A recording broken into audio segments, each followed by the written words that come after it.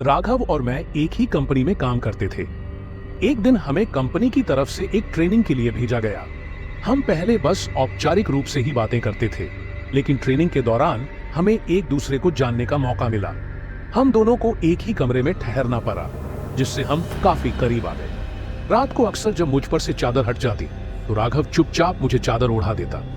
एक रात मैंने उससे पूछा, तू रात भर क्यों जागता रहता है? उसने जवाब दिया, मुझे करवट बदल बदल कर सोने की आदत है, इसलिए मैं जागता रहता हूं। मगर उसके चेहरे पर अजीब सी खामोशी थी। अगले दिन राघव कुछ अलग और शांत दिखने लगा। उस रात सोने से पहले उसने मुझे एक कहानी सुनाई जो डरावनी और रहस्यमयी थी। उसकी बातें सुनकर मुझे यकीन करना मुश्किल हो गया। यह कहानी 2005 की थी। 2005 का साल था। मेरे छोटे भाई अनुज की तबीयत अचानक खराब हो गई थी। मैं काम से घर पहुंचा तो देखा कि अनुज जोर जोर से चीख रहा था, जैसे उसे भयानक दर्द हो। परिवार के सदस्य उसे संभालने की कोशिश कर रहे थे, लेकिन कोई उसे काबू में नहीं कर पा रहा था। पिताजी उसे डॉक्टर के पास ले जाने की बात कर रहे थे, मगर मां ने हमें रोक दिया और इशारा किया कि यह काम डॉक्टर नहीं, किसी और के बस का है। अनुज की हालत और खराब होती गई। उसे पूजा घर में ले जाया गया, जहां उसकी चीखें और तेज हो गई। वहां उसे कुर्सी से बांधना पड़ा। नानी ने कड़क आवाज में पूछा, कौन है तू?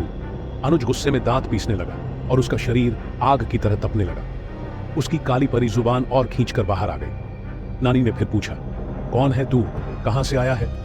इस बार अनुज की चीखें और डरावनी हो गई। उसकी हालत देखकर मैं बाहर भागा और भगवान से प्रार्थना की। कुछ समय बाद नानी ने उससे फिर पूछा, कौन हो तुम? तब अनुज ने एक महिला की आवाज में कहा, मैं आरावली की आत्मा हूं। इसने मुझे जगा दिया है, मैं इसे अपने साथ लेकर जाऊंगी। हमने उससे मिन्नत की कि वह अनुज को छोड़ दे। वह आत्मा मान गई, लेकिन उसने कहा, मुझे एक मटकी, 4 नारियल और लाल चुनरी चाहिए। हम तेजी से बाजार गए और सामान ले आए।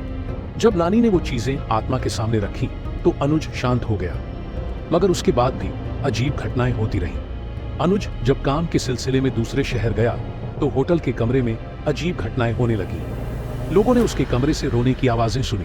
जब होटल स्टाफ ने दरवाजा खोला तो देखा कि अनुज हवा में तैर रहा था और उसके मुंह से अजीब अजीब आवाजें आ रही थीं।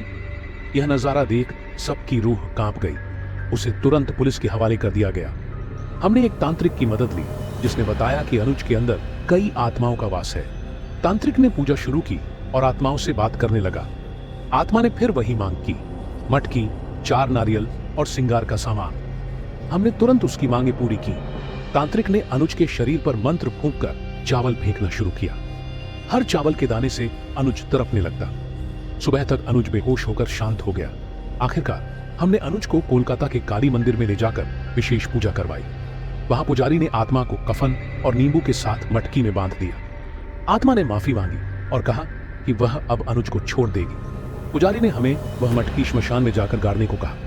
नंगे पैर हम जंगल के रास्ते श्मशान पहुंचे और मटकी को गाड़ आए।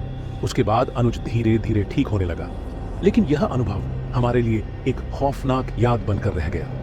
यह सब सुनने के बाद मैंने राघव से कहा, तुम्हारी कहानी जितनी खौफनाक है उतना ही अद्भुत है तुम्हारे और अनुज के बीच का भाईचारा।